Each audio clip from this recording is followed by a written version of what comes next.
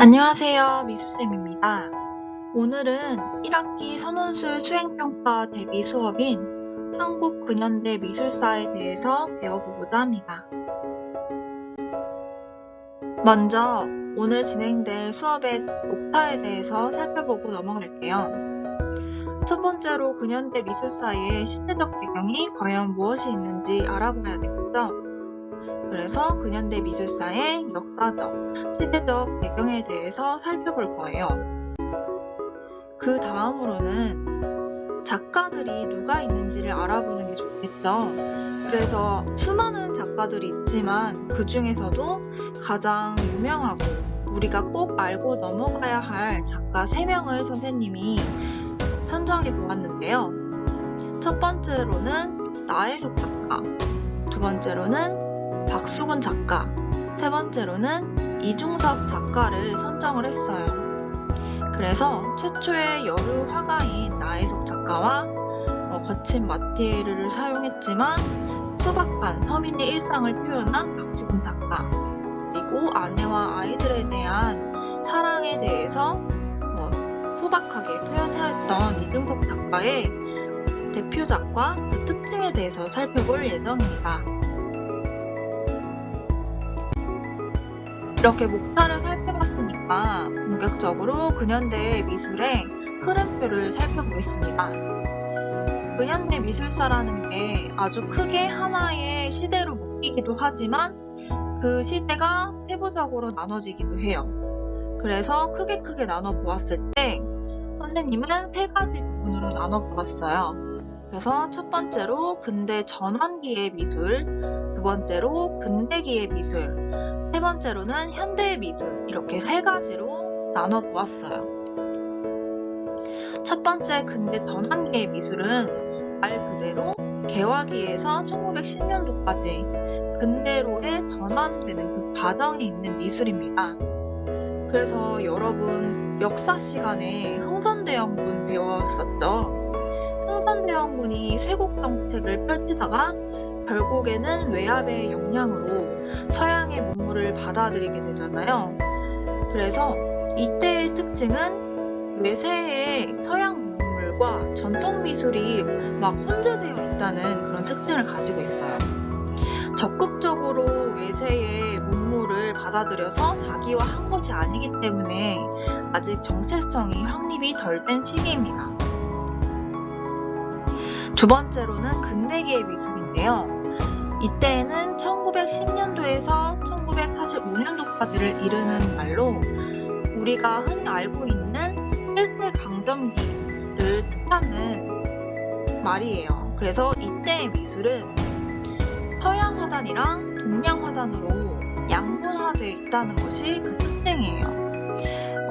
오늘날의 우리 현대 미술도 서양화, 동양화 이렇게 나눠져서 공모전을 내기도 하고 거기서 수상을 하기도 하는데 그러한 전통의 확립이 이때부터 이루어졌다고 할 수 있는 거예요.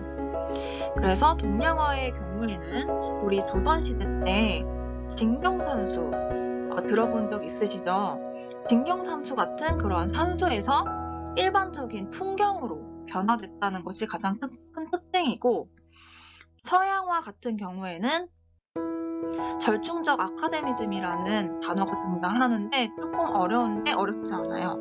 이거는 서양의 인상주의, 야수주의, 피카소 같은 사람들이 그렸던 입체주의, 그리고 덱슨 폴럭 이런 사람들이 대표적인 추상표현주의를 본받았으나 아주 표면적인 부분만을 받아들였다는 그런 것 뜻하는 단어예요.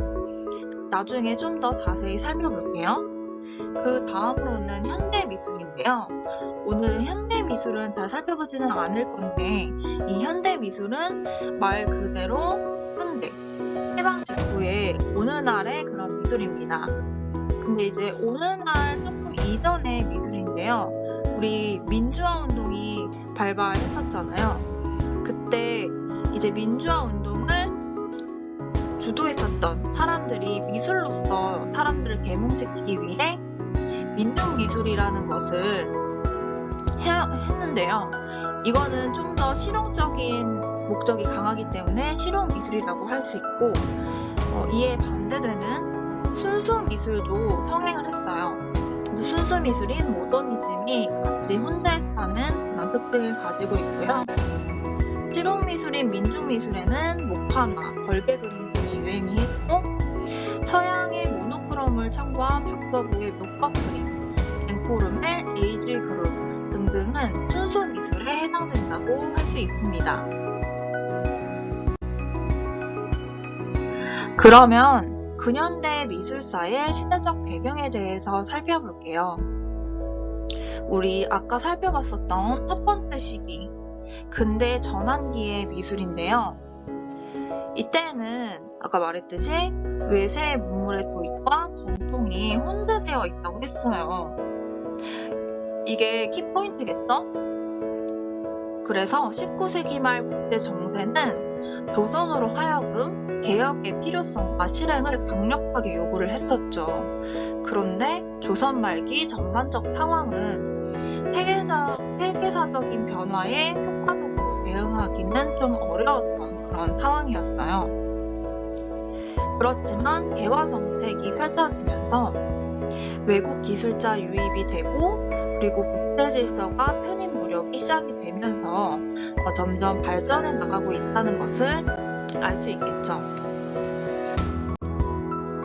그래서 이런 시대적 배경을 바탕으로 미술적 배경이 형성이 되는데요.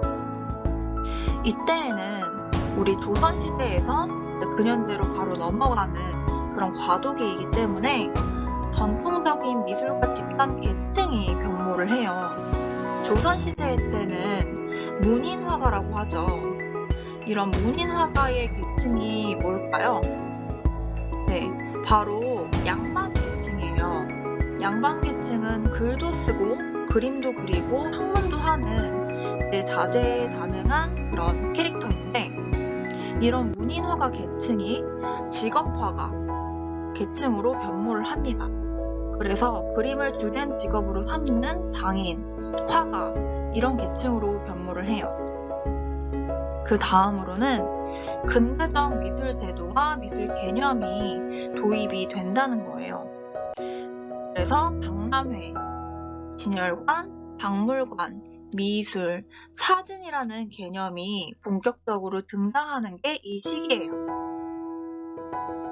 이에 따라서 근대적인 미술 교육 제도와 도화 교육이라는 게 도입이 됩니다.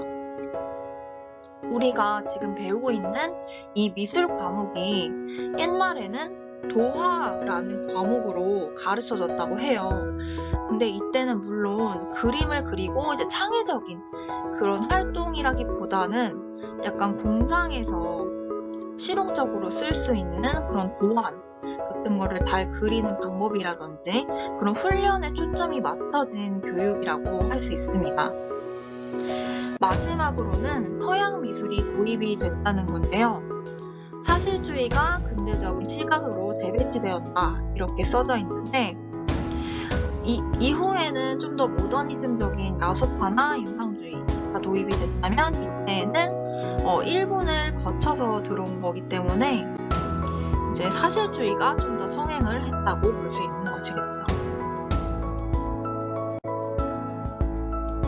그 다음으로 두 번째 시대인 근대기의 미술에 대해서 살펴볼게요. 이때 시대적 배경은 가장 큰 게 일제강점기죠. 그래서 일제의 통치 및 황복 식민화 정책, 그리고 중일 전쟁 등 잦은 전쟁이 일어났다는 것이 시대적 배경이에요. 역사 시간에 더 많이 배웠을 테니까 넘어갈게요. 이러한 시대적 바탕을 배경으로 해서 미술적 배경이 형성이 되는데요. 이때에는 전람회라는 제도가 성립이 됩니다.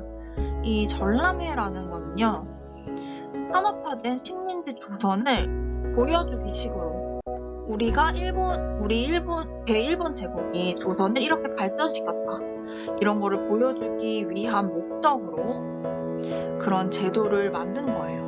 그래서 결국에는 대한민국을 일본의 밑으로 들어오게 하게 만들기 위한 그런 일본의 검은 속내가 있는 제도인 거죠. 그리고 두 번째로는 조선물산공진회, 서화협회전, 조선미술전람회 등 동서화단이 성립이 되었다는 거예요.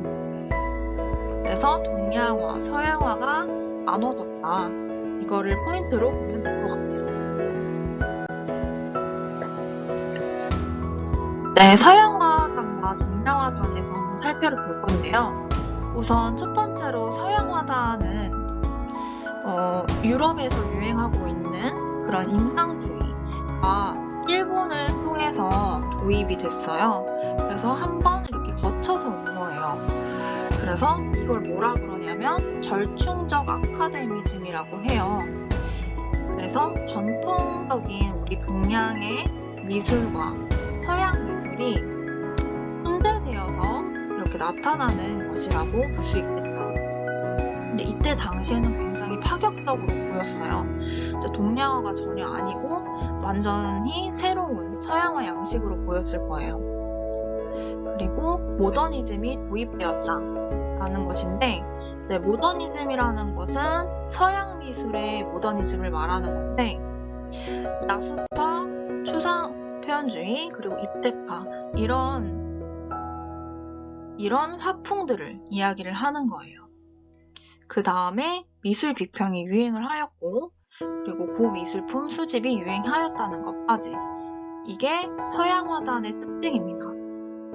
밑에 그림을 한번 같이 살펴볼게요. 가장 왼쪽에 있는 그림이 무엇인지 아는 친구 있을까요? 서양화에 관심이 좀 있는 친구라면 알 텐데, 모네의 해돋이라는 그림이에요.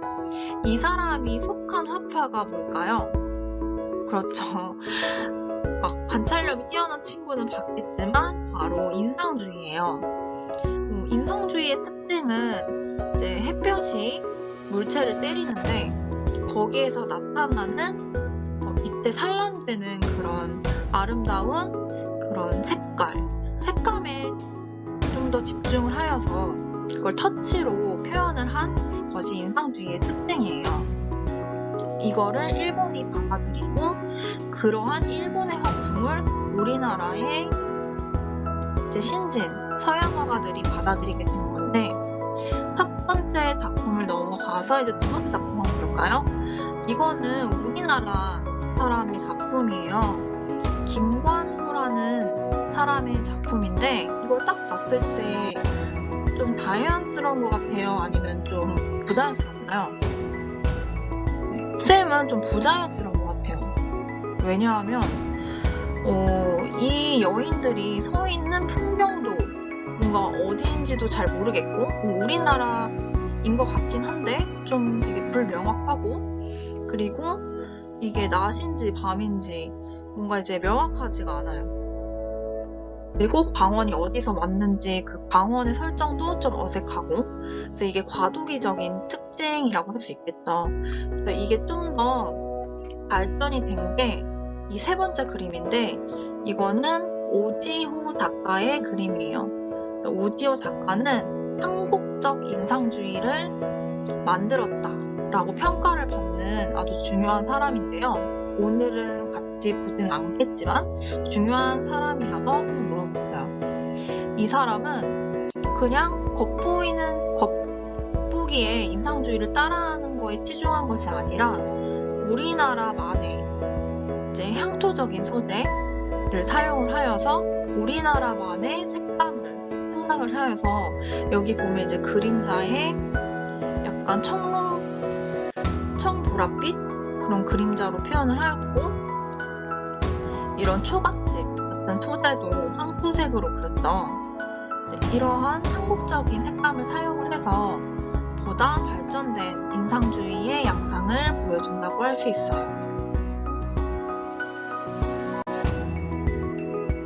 동양화단에 대해서 살펴볼게요.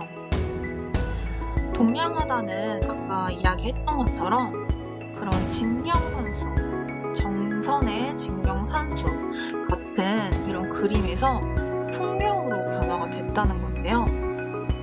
밑에 그림 한번 같이 살펴볼까요? 이 두 가지 그림 중에 무엇이 산수일까요? 마친 사람은 정말 똑똑한 것 같아요. 바로 이 두 번째 그림이 산수에 해당하는 그림이에요. 똑똑한 우리 친구들은 알겠지만 정선이라는 사람의 징병산수인데요. 금강산을 소재로 그린 그림이에요. 근데 우리가 산에 갔을 때 이제 위에서 비행기에서도 볼 수 있겠다? 이렇게 크게 보여요. 비행기에서 봤을 때 과연 산이 이렇게 생겼을까요? 이렇게 동그랗게 막 빽빽하게 모여있는 상황은 아닐 것 같아. 좀 더 산이 듬성듬성하게 이렇게 자연스럽게 놓여져 있겠죠. 근데 이 정선이라는 사람은 자기가 이 금강산에 갔을 때 느꼈던 심정을 표현을 한 거예요. 그 사람이 금강산을 봤을 땐 이러한 느낌이라고 생각을 해서 이렇게 그린 거예요. 그래서 이 위로 다시 올라와서 보면은 산수의 특징은 풍경을 보이는 그대로가 아닌 작가가 상상하는 심상, 그리고 풍경을 보는 감정을 담아서 재구성한 그림이에요. 이렇게 보면은 사실적인 거를 추구하지 않고 좀 더 창의적인 면을 중시했다고 볼 수 있겠죠. 그러면 반대로 풍경은 무엇일까요? 그렇죠. 바로 첫 번째 그림이 풍경에 해당하는 그림인데요. 이 그림은 근현대에 들어서 풍경 화가로 유명한 변관식이라는 작가의 그림이에요.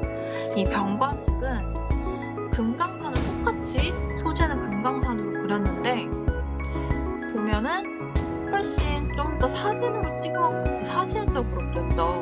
구도도 그렇고. 그래서 풍경의 특징은 보이는 그대로 고정된 시점에서 그린 풍경 그림을 말하는 거예요. 그래서 이렇게 산수에서 풍경으로 변화되었다는 점이 첫 번째 특징이고요. 두 번째로는 채색 인물화가 유행하였고 이런 것들은 일본 화풍의 유행에 따른 양상이라고 볼 수 있습니다. 네, 마지막으로 현대미술에 대해서 살펴볼 건데요. 현대미술의 시대적 배경은 이제 해방 후에 남북 대립 그리고 6.25 전쟁 등을 거쳐서 독재 정권 및 민주화 탄압으로 인한 사회 혼란 및 민주화 운동 여기까지를 이르는 굉장히 광범위한 시대를 말하는 거예요. 그래서 아까 말했듯이 민주화 투쟁에 참여한 사람들이 민중들을 계몽하기 위해서 목판화 같은 작품을 활용을 한다거나 걸개 그림을 활용한다거나 그래서 그렇게 이야기를 했었죠. 그래서 미술적 배경에 대해서 이야기를 해볼게요. 미술적 배경으로는 좌우 대립과 미술과 집단의 분열이 가장 큰 특징입니다. 좌우라는 것은 우리가 정치에 대해서 이야기를 할 때 좌파, 우파 이렇게 이야기를 하잖아요. 보수적인 집단과 좀 더 진보적인 집단 이렇게 대립을 한다고 하는데 정치적인 변에 따라서 미술과 집단도 분열이 돼요. 이거를 좀 더 바로 잡기 위해서 그러니까 정부가 자기의 입맛에 맞게 하기 위해서 주도를 하게 되는 거예요. 미술 체제를. 그래서 미술 체제가 제도화되게 됐는데 이거의 일환이 대한민국 전람회라는 전시회이고 그리고 또 미술대학까지 국가에서 설립을 하는 그런 특징을 가집니다. 그리고 이제 현대에 들어섰으니까 미술의 경제적인 이런 가치가 좀 더 부각이 되는데 그래서 화랑, 화상, 옥션 등이 발달하게 됩니다. 가장 중요한 특징은 민족주의가 동원이 된다는 것인데요. 이제 한국의 정체성을 좀 더 확립한다고 볼 수 있는 거죠. 이전에 인상주의가 좀 표면적이고 절정적이었다 이런 한계를 가진다고 이야기를 했는데 이때에는 한국적으로 딱 확립이 돼요. 그래서 미니멀리즘, 서양의 미니멀리즘을 가져오더라도 한국의 정서가 포함이 된 한국적인 미니멀리즘이 딱 성립이 되고, 그리고 이거와 반대되는 양상으로 민중미술, 우리 서민들의 일상, 서민들의 애환 이런 것들을 담은 민중미술이 발달하게 됩니다.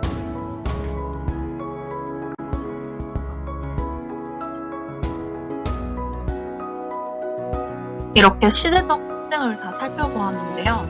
이제 본격적으로 작가 탐구를 해보도록 할게요. 첫 번째 작가는 나혜석 작가인데요.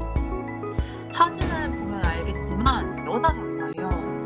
근데 굉장히 특이한 게 요즘에는 오히려 여자들이 더 활발하게 미술 활동을 하는 것을 볼 수 있지만, 옛날에는 미술이나 문학 이러한 영역이 모두 남자들의 전유물이었어요. 근데 이러한 시대 상황에서 여자가 적극적으로 이런 활동을 했다는 것 자체가 굉장히 파격적인 거죠.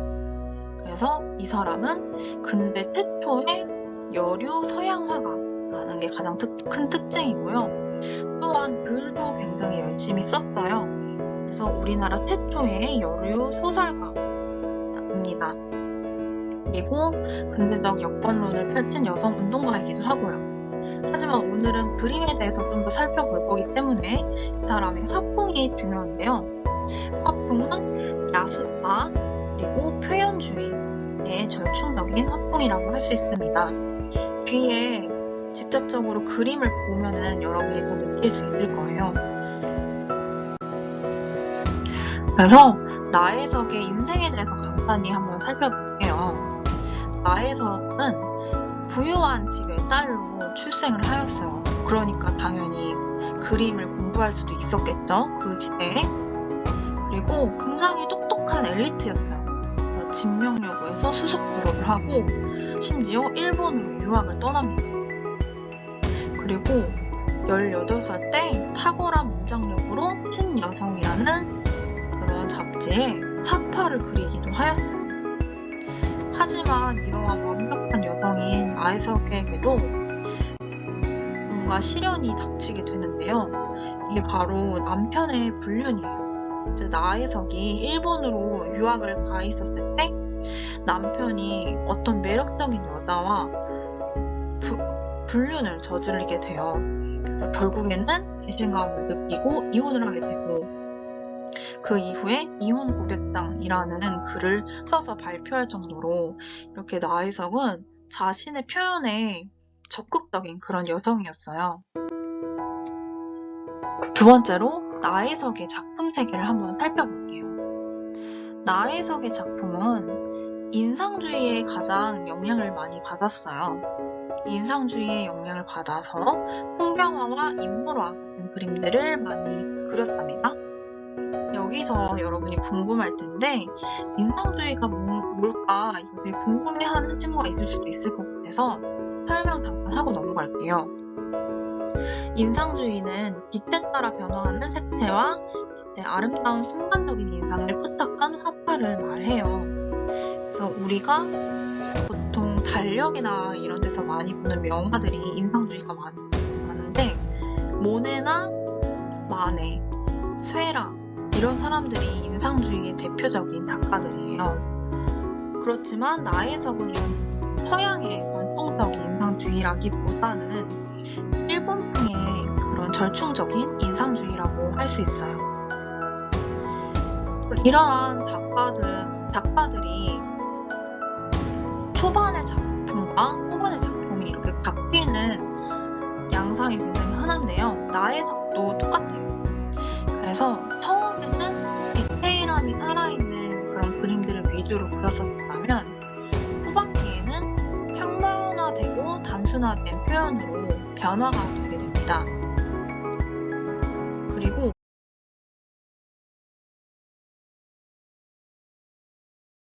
여기 이분이 나혜석입니다. 본명은 나정월이고요. 수원 출신입니다. 여기 보시면 화가이자 문학가라고 했는데, 사실 나혜석의 진면목은 그림이 아니라 글을 통해서 할 수 있습니다. 하지만 여기는 미술 유튜브니까 그림 위주로 다루겠습니다. 자, 여기 그림부터 보시겠습니다. 이 그림은 우리나라 최초의 서양화고요. 그림부는 고희동 자화상입니다. 자, 이분은 최초로 일본의 미술 유학을 떠났습니다. 그리고 뒤를 이어서 여기 김관호, 김찬영 이분들이 가시게 되고요. 그리고 이분들의 뒤를 이어서 가신 분이 바로 나혜석입니다. 나혜석은 네 번째로 미술 유학을 간 사람이고요. 여자로서는 최초입니다. 동시에 우리나라 최초의 여류 서양 화가이기도 합니다. 이 당시는 여건상 유럽 등으로 유학을 갈 수가 없었기 때문에 초기 화가들은 일본에서 그림을 공부합니다. 일본 미술 유학파들은 당시 이제 유럽에 건너가 거의 끝물이었던 인상주의 기법을 배우게 되는데요. 문제는 인상주의에 대한 제대로 된 이해가 없었기 때문에 이걸 자신들만의 일본풍의 인상주의로 탈바꿈을 시킨다 이거죠. 뭐 관련 설명은 나중에 제가 제 유튜브가 망하지 않는다면 드릴 기회가 있겠고요. 뭐 아무튼 간에 이 때문에 우리나라의 미술 유학파들도 이런 일본풍의 인상주의를 배우게 되는 거죠. 따라서 나혜석도 인상파의 기법이 들어간 그림을 그리게 됩니다. 인상파의 특징 중 하나가 필촉 분할인데 이게 뭐냐면요. 대개는 팔레트에다가 여러 물감을 섞어가지고 캔버스에 칠하는데 그게 문제가 뭐냐면은 여러 가지 색을 칠할 경우에는 색이 탁해지게 됩니다. 인상파들은 그게 싫었던 거예요. 그래가지고 섞지 않고 그냥 색 하나하나를 캔버스에다가 칠합니다. 여기 초가지부를 보시면은 여기에 쓱 물감 한번 칠하고 여기도 쓱 물감 칠하고 여기 쓱 물감 칠하고 서로 섞이지 않게 쓱쓱 물감을 칠하게 됩니다. 자, 이게 구체적으로 예를 든다면 이렇게 된 거죠. 여기 물감 한번 싹 칠해주고 그리고 옆에다가 섞지 않고 다른 물감을 또 싹 칠해주고요. 그리고 이렇게 칠해주고 이런 식으로 나눠서 칠을 해준다 이거죠. 이게 멀리서 보면 효과가 서로 이렇게 혼합이 된 듯한 그런 효과가 난다 이겁니다. 대신 가까이서 보면 어때요? 따로 국밥이 되는 거죠. 그래서 인상파들의 그림을 떨어져서 보다가 가까이서 보면은 투박하게 느껴지는 경우가 바로 이런 것 때문에 그런 겁니다. 하지만 이때는 이런 기법에 대한 이해도가 부족했기 때문에 좀 어설픈 느낌이 나죠. 자, 어쨌든 여기에다가 일본만의 독자적인 화풍이 더해져서 일본식 인상주의가 나오게 되는 건데 나혜석은 초반에 이런 인상주의 화풍을 한국적인 시각에서 제작을 합니다. 여기를 보시고 여기를 한번 보세요. 자, 그림들이 예전 우리나라의 느낌이 물씬 나죠? 여기 초가 지붕 있고 물동이 같은 것을 이고 이렇게 가고 있는 어떤 여인이 있고요. 여기를 보니까 어떤 아저씨가 지금 밭을 가는 건지 이게 뭔가를 쓸어 담는 건지 하여튼 이런 향토적인 느낌이 나는 이런 그림이 그려져 있네요. 나혜석은 독립운동을 하다가 투옥되기도 하는데 나혜석을 평소에 좋아해서 나혜석의 변호까지 맡았던 김우영이라는 사람이 있는데 이 사람하고 결혼을 하게 됩니다. 근데 결혼하면서 나혜석이 여러 가지 조건을 내걸었는데 그 중 하나가 나혜석이 사랑했던 옛 애인의 무덤에다가 돌비석을 하나 세워달라는 요구가 있었습니다. 김우영은 그걸 들어줍니다. 이걸 보면 김우영도 뭐 괜찮은 사람은 맞는 것 같습니다. 자, 어쨌든 결혼하고 나중에 남편이 외무성 관리가 돼가지고 만주로 이주하면서 나혜석도 같이 가게 돼요. 그리고 만주의 그림들을 그리게 되는데 이 그림은 그때의 것이고요. 유일하게 남은 만주 시절의 그림입니다. 스타일은 뭐 앞에 본 그림들하고 그렇게 큰 차이는 없는 것 같습니다. 아무래도 연도가 22년하고 다음에 23년 별로 이제 큰 차이가 안 나죠. 그러니까 스타일에 있어서도 큰 변화는 없는 것 같습니다. 여기 이쪽을 보시면은 물감이 약간 두텁게 칠해져 있고 자, 그렇지만 여기를 보시면은 누각들이 상당히 그래도 좀 정교하게 그려져 있죠. 구분이 잘 갑니다. 여기 그림들을 한번 좀 보세요. 얘도 그렇고 앞에 우리가 본 이 그림 그리고 이 그림들 하고 비교해 봤을 때 어떻습니까? 좀 스타일이 바뀐 것 같지 않습니까? 1927년에 남편이 일본 외무성 특전으로 유럽 여행을 가게 되는데 나혜석도 거기에 동행을 하고요. 16개월 동안 세계 여행을 하게 됩니다. 특히 파리에선 8개월을 체류하게 되는데 여기서 마티스의 야수파의 영향을 받게 되고 파리를 무한히 동경하게 되죠. 자, 여기 있는 그림들은 그때 그린 그림들이고요. 상당히 그림들이 밝아요. 분위기가 일단 밝고 부드럽다는 느낌이 듭니다. 여기 요 부분도 그렇고 여기 나무를 그린 것도 그렇고요. 자, 여기도 한번 보세요. 여기도 한번 부드럽게 보니까 부드럽게 처리됐고 말도 상당히 좀 부드럽게 쓱쓱쓱 했지만 부드럽게 처리가 됐죠. 요 집 모양도 한번 보세요. 자, 집 모양도 디테일에 치중하기보다는 어느 정도 그냥 형태만 갖춘 다음에 부드럽게 붓질을 그냥 칠해준 것 같습니다. 자, 그리고 1928년에는 남편이 베를린으로 잠시 떠나게 되는데 이 기간에 나혜성은 영국, 이탈리아, 스페인 등을 여행하면서 견문을 쌓습니다. 여기 있는 그림은 스페인에서 그린 그림들이고요. 이때 당시 그린 것들이죠. 보시면은 얘도 그렇고 얘도 그렇고요. 앞에 그림과 마찬가지로 부드럽게 그려졌습니다. 여기 물을 표현한 걸 한번 보세요. 자, 여기도 그러시고요. 여기도 보시면은 상당히 좀 부드럽게 표현됐습니다. 그리고 여기 디테일을 보시면요. 뭐 디테일이 크게 신경 쓰지 않고 자유롭게 붓을 놀렸죠. 여기 하늘도 보면은 구름을 표현한 걸 보세요. 자, 여기 구름 표현도 보면은 그냥 자유롭게 붓을 쓱쓱쓱 놀린 것 같습니다. 전반적으로 뭔가 자유로운 분위기, 좀 이런 게 느껴지는 것 같습니다. 자, 여기 있는 건요. 나혜석의 자화상이고요. 얼굴 부분을 빼고는 여기 옷 표현한 게 상당히 평면적입니다. 입체감이 별로 없죠? 자, 여기도 보시면은 손하고 손이 포개져 있는데 입체감이 거의 없습니다. 평면적이고 그리고 표현이 상당히 심플해졌죠. 자, 그리고 여기 오른쪽에 있는 무희들도 한번 보세요. 무희들을 보니까 심플하고 또 그리고 평면적으로 그려졌습니다. 입체감이 그다지 느껴지지 않습니다.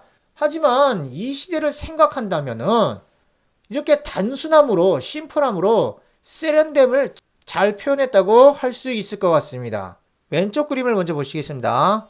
왼쪽 그림을 보면 합판에다가 그려가지고 여기에 결이 갈라졌죠? 꼭 비가 내리는 것 같은 느낌이 나고요. 그리고 여기를 보시면은 지붕이 있는데 뭔가 밋밋하니 덜 그려진 듯한 느낌이 납니다. 그리고 이 그림에서 확인이 잘 안 되는데 요쯤에 산이 이렇게 그려졌었나 봅니다. 근데 이게 그리다 말아가지고 이게 잘 보이지 않는 것 같고요.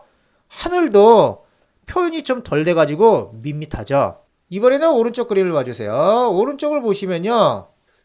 그림이 좀 예쁩니다. 저도 사실 좋아하는 그림이긴 한데 여기 보시면은 요 하늘 부분이 좀 칠이 덜 됐습니다. 요쪽에 이렇게 좀 칠이 덜 됐죠? 여기 산 부분도 마찬가지입니다. 여기도 보면은 이렇게 칠이 덜 됐습니다. 듬성듬성 목판이 보이고 있습니다. 목판이.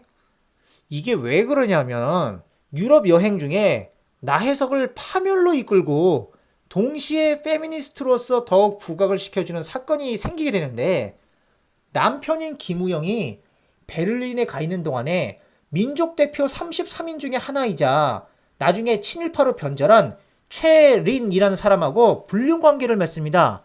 그리고 이게 결국 이혼으로 이어져요. 아무래도 시대가 시대이니만큼 이혼한 여자가 생활을 꾸려가기가 힘들어서 생활고에 시달리죠. 물감 살 돈도 부족하게 되니까 칠도 옅고 그림도 미완성이 되는 경우가 생겼다 이겁니다. 자, 여러분 여길 봐주세요. 그림이 평화롭죠? 나혜석은 독립운동하고 남녀평등을 위해서 평생을 싸웠고 그녀가 쓴 글에서는 이런 투쟁의 면모가 묻어나는데 정작 그림에는 단 하나도 그런 게 없고 한없이 평화롭기만 합니다. 아마도 다른 그 어떤 것보다 나혜석은 그림 속에서 평화를 찾을 수 있었던 것 같습니다. 자, 결국 나혜석은요 좌절의 나날을 보내다가 전 남편인 김우영을 찾아가게 되는데 결국 경찰에 의해서 쫓겨나기만 하고 여러 곳을 전전하다가 경남 사천에 있는 다솔사에 기거하게 되는데요. 이 그림은 여기 있는 이 그림은 이때 남긴 겁니다. 이후로 나혜석은 작품을 접할 수가 없게 되고요. 1948년에 서울에 있는 한 병원에서 행여병자 신세로 세상을 떠나게 됩니다. 사실 나혜석이 불륜을 저지른 거는 인간 세상의 관점에선 잘못된 건 맞습니다. 하지만 당시는 지금보다 훨씬 더 남녀 불평등의 사회였고, 남자들은 바람을 피고 첩을 얻어도 용인되고 용서가 되는데, 여자들은 불륜을 저질렀다고 사회에서 단절이 될 정도로 비난을 받는 그런 세상이었다 이거죠. 나혜석은 이런 게 너무나 싫었던 거고요. 그리고 여기에서 더 나아가서 여자가 남자하고 대등한 관계가 돼야 한다고 이제 홀로 맨몸뚱이로 맞서 싸운 겁니다. 지금도 쉽지 않은 일인데 나혜석은 그 당시에도 이렇게 용감했었습니다. 자, 여러분 수고하셨습니다. 오늘은 여기까지 하겠습니다.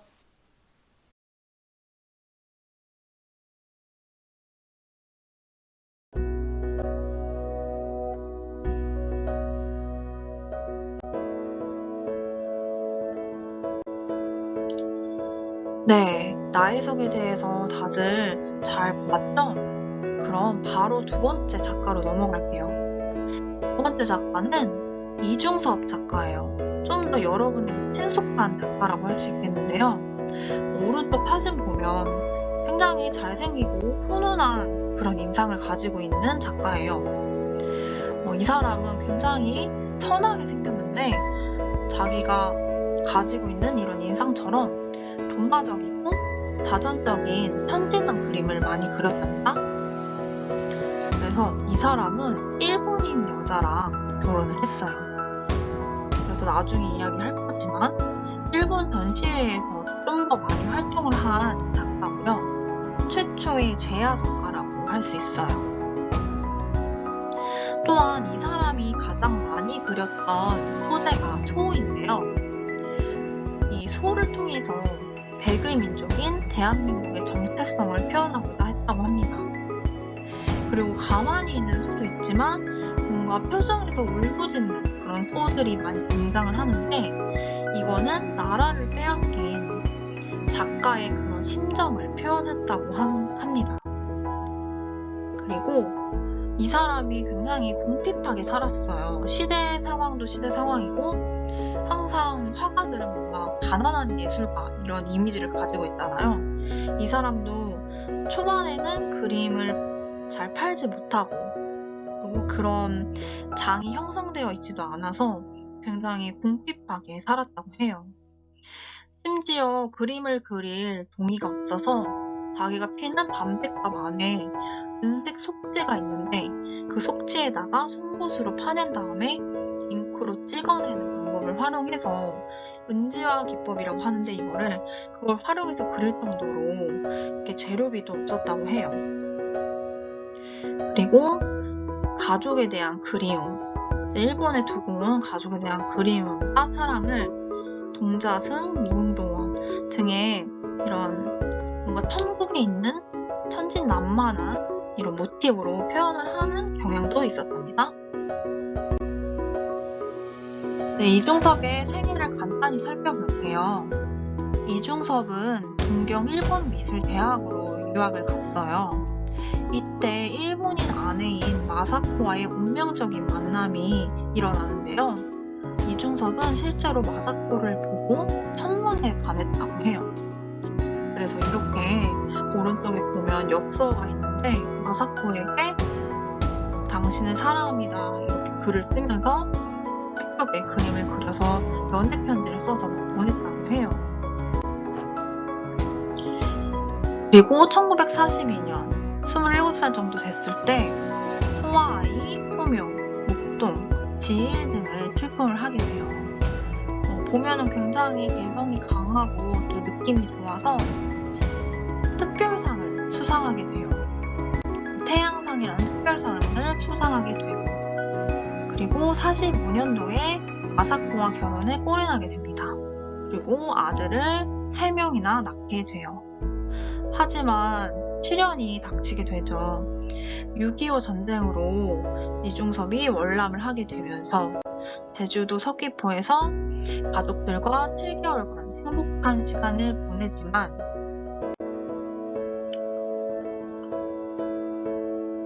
결국에는 헤어지게 된다고 합니다.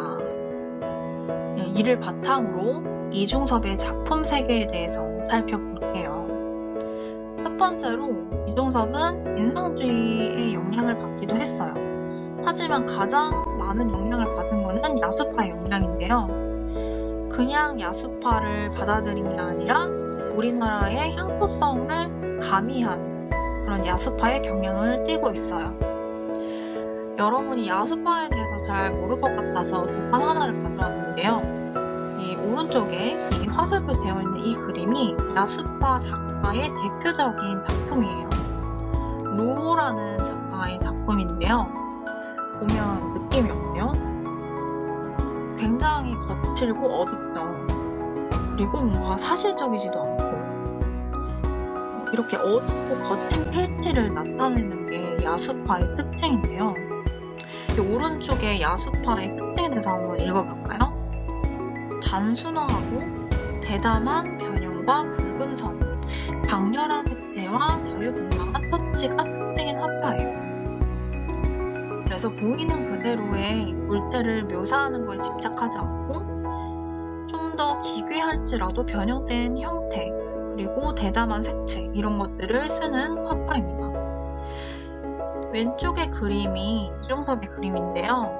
이중섭의 소 그림이에요. 보면 느낌이 좀 비슷하죠. 그래서 이 소를 표현을 하면서 작가 자신의 울분을 나타냈다고도 해요. 아까 이야기했듯이 민족의식을 바탕으로 소를 그렸고 마지막으로 은지화 기법을 사용을 해서 한국 전통 기법인 상강 기법을 응용을 하였다. 은지화 기법에 대해서 잠깐 설명을 하고 넘어갈게요. 이중섭은 은지화를 이용한 그림을 그렸다고 했는데요. 이거는 정통적인 도자기 장식 기법인 상강 기법을 응용한 거예요.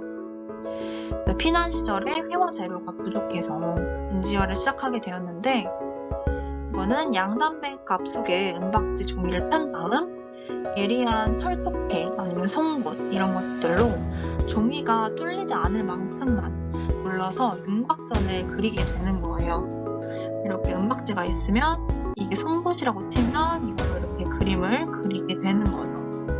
그 다음에 검정 잉크가 있을 거 아니에요. 검정색 잉크. 검정색이나 흑발색의 물감을 여기 헝겊에다가 묻혀가지고 여기다가 문지르는 거예요. 그럼 어떻게 되겠어요? 송곳으로 새겨놓은 곳에만 잉크가 보이게 되겠죠.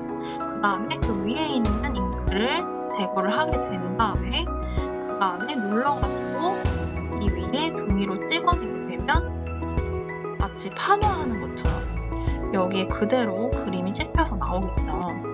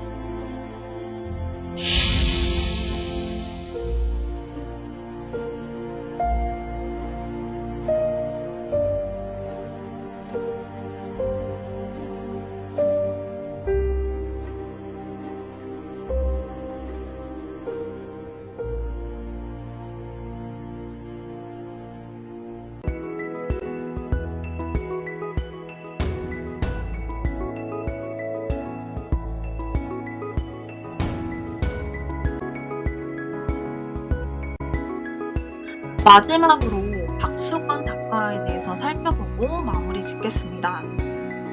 박수근 작가는 서민의 삶을 가장 담백하게 그린 작가예요. 그리고 이 사람 작품의 특징은 굉장히 표면이 거칠거칠하다는 건데요. 이게 너무 거칠거칠해서 마치 화강암 같다라고 표현을 해요. 화강암 같은 거친 마티에르는 질감을 말하는 영어 용어예요. 제 미술에서 많이 활용하는 용어인데 그냥 질감이라고 생각을 하면 돼요. 그래서 마티에르의 소박한 화풍을 그린 한국적인 작가인데 굉장히 서민적이고 향토적인 소재를 많이 활용을 했어요. 그래서 우리네 어머니 아니면 공기를 하는 소녀들, 오래된 나무 이런 것들을 소재로 활용을 해서 굉장히 서민적인 그림을 그렸답니다. 그리고 복잡하고 화려한 구도를 활용하지 않고 굉장히 단순한 수직 수평의 구도를 활용을 하였어요. 그리고 형태도 굉장히 단순화되어 있고 색채조차 무채색으로 활용을 해서 어떻게 보면 막 첫눈에 봤을 때 예쁜 그림은 아닌데 보면 볼수록 뭔가 매력이 있는 그림이에요. 박수근의 일생을 간단히 살펴볼게요. 박수근은 가난하게 태어났어요. 그래서 독학으로 그림을 공부했는데 재능은 마치 주머니에 있는 송곳처럼 삐져나온다고 하죠. 그래서 이 가난한 와중에서도 조선 미술 전람회에서 봄이 오다 이런 수채화 작품으로 입선하게 됩니다. 그래서 화가에 등단하게 돼요. 그리고 6.25 시절에 미군 부대에서 초상화를 그려주면서 생계를 유지했으나 그때 한쪽 눈이 실명이 되고 51년에 사망하게 됩니다. 박수근의 대표작인데요. 아까 이야기했던 것처럼 뭔가 화려하지도 않고 뭘 그렸는지 처음에 딱 봤을 때 느껴지진 않아요. 하지만 가까이 가서 보면 공기놀이를 하고 있는 소녀들을 그렸다는 걸 알 수 있어요. 그리고 자세히 보면 이렇게 짜글짜글한 질감이 보이는데 이제 화강암의 거친 질감을 표현했다고 하고 있죠. 그리고 소재는 순박하고 소박한 아이들을 주제로 하고 있고요. 형태도 사실적이지는 않아요. 사실적이지 않고 굉장히 이렇게 직선적으로 단순화되어 있죠. 단순 명료한 형태, 그리고 배경이 없어요. 배경에 뭐 나무도 있고 집도 있고 할 텐데 배경을 생략했어요. 극도로 단조로운 화면을 구성하기 위해서입니다. 그리고 재료는 우리가 생각하듯이 전통적인 판지나 붓이나 먹을 활용한 게 아니라 유화를 활용해서 캔버스에다가 붓으로 그린 그림이에요. 이 작품도 박수근이 그린 복숭아라는 작품이고요. 오른쪽 작품은 이제 우리네 어머니들이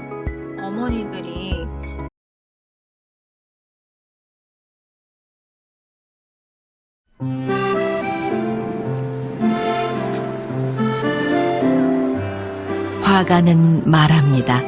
나는 예술에 대한 대단히 평범한 견해를 가졌다고. 물건을 살 때도 꼭 손수레나 광주리 장사에게 사고 고단하게 사는 서민들을 늘 애처롭게 여겼던 화가는 그립니다. 눈 돌리면 볼 수 있는 내 이웃과 어머니들과 고향의 모습을.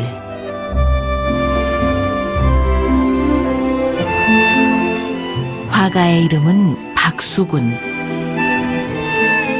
한국의 대표 서민 화가죠. 이번 여정은 그가 태어났고 또 사랑했던 고향 양구입니다.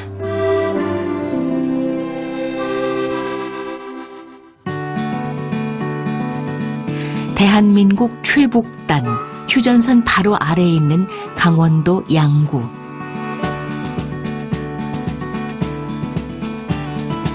지금이야 세월 좋아져 이렇게 차로도 달리는 길이 생겼지만 아직도 그야말로 첩첩산중 양구는 산세가 험한 마을이 많습니다.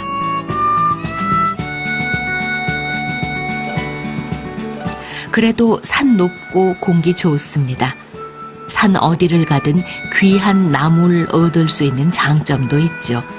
이렇게 레일 타고 30여 분 산속으로 들어가면 손발 쉴 틈 없습니다. 손 뻗는 곳마다 나물이 지천이니 바빠질 수밖에요. 지금 양구는 아삭하게 식감 좋은 고음취가 제철입니다. 요철만 되면 이제 지금 어느 산에 가면은 참 나물이 지금 보글보글 나오겠다 이 생각에 요철만 되면 뭐 애기 가진 아낙이라든가 구별이 없어요. 어르신들도 다 산으로 가시지. 나물치도 있어.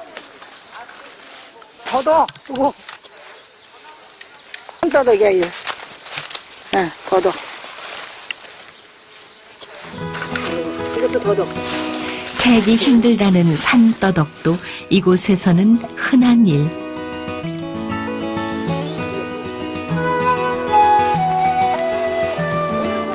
예나 지금이나 양구의 안악들은 산으로 들로 나무를 찾아 나서야만 합니다. 화가 박수구는 이런 안악들의 모습을 화폭에 고스란히 담아냈습니다. 주변에서 만났던 서민들의 모습을 그린 거죠.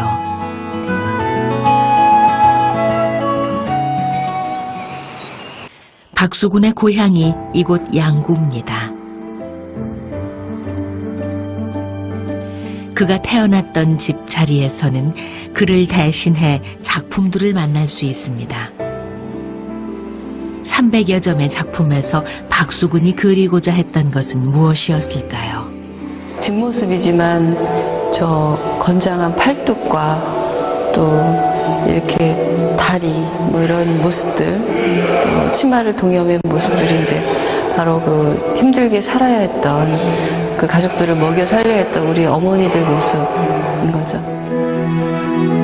초등학교를 졸업한 후 가난한 어린 시절을 보냈던 박수군은 독학으로 그림을 배우면서 화가의 꿈을 키웁니다.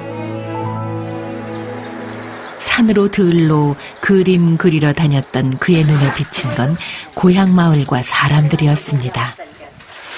여기 앉았어요. 이제는 오지 마을에서도 쉬 보기 힘든 마을 공동 빨래터. 안악들에게는 요즘 말로 수다방이었겠죠. 옛날에는 설거지도 여기서 다 하고 물도 여기 물 퍼다 먹었어 처음에. 서러운 기억도 많았습니다. 애기 없고 빨래 빨았지. 애기 없고 애기를 옛날에는 여자들이 애기 없고 빨래 빨고 했지 아주. 동생 업어줘야지 안 먹을지는 쫓겨나려고? 애 봐줘야 밥 주지 옛날에.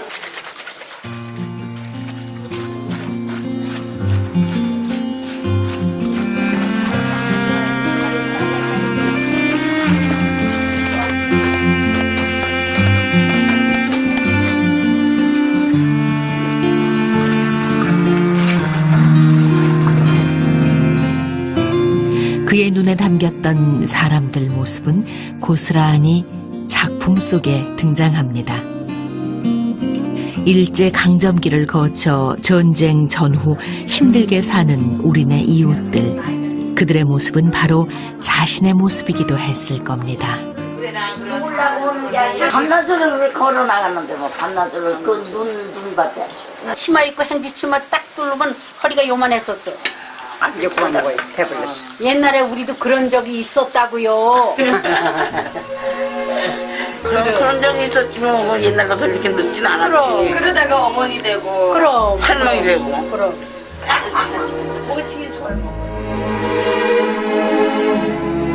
그러니 박수구는 평범하게 만날 수 있는 할아버지와 할머니, 서민들을 즐겨 그린다 했습니다.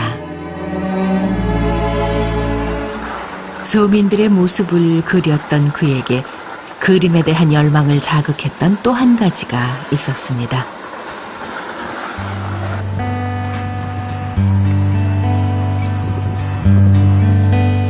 그가 유독 즐겨 그렸던 나무, 그 인연은 각별했습니다.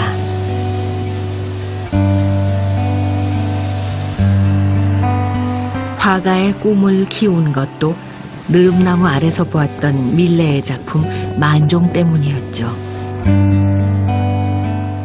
양구에는 유독 나무가 많습니다.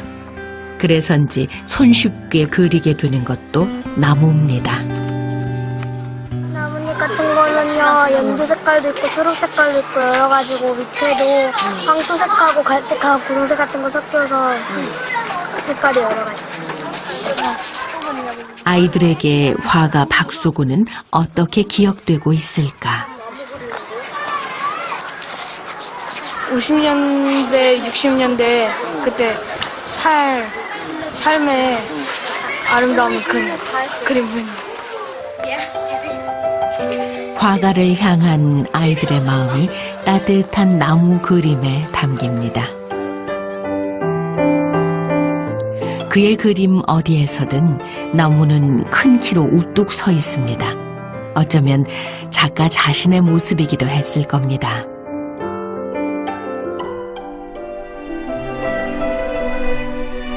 전쟁 중 생계가 막막해지자 미군 부대에서 초상화를 그리며 근근히 생활해야 했던 시절 그가 그린 건 잎은 없어도 밑둥은 튼튼한 나무였습니다. 나무를 그리며 그 시간들을 이겨냈는지도 모릅니다. 마음 없는 붓을 들고 오가며 허송세월하는 자신을 그리면서 말이죠.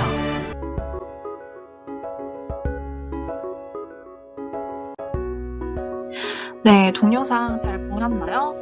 이렇게 오늘 근현대 미술사의 시대적 특징과 3명의 작가 탐구를 해보았는데요. 오늘의 과제입니다. 밴드 톡방에 오늘 선생님이랑 같이 보았던 PPT 자료를 올려줄게요. 그래서 쌤이 올려준 이 자료를 보고 한번 복습을 해보세요. 그런 다음에 쌤이 밴드 톡방에 퀴즈를 올릴 건데 이 퀴즈의 정답을 개인톡으로 보내주세요.